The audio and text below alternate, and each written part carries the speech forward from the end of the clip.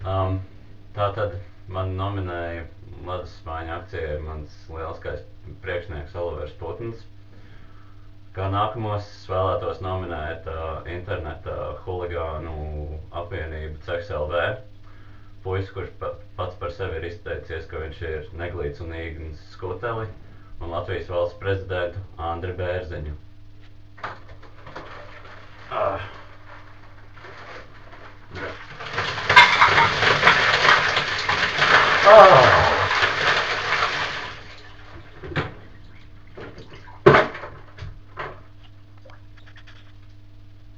Man ir augsti!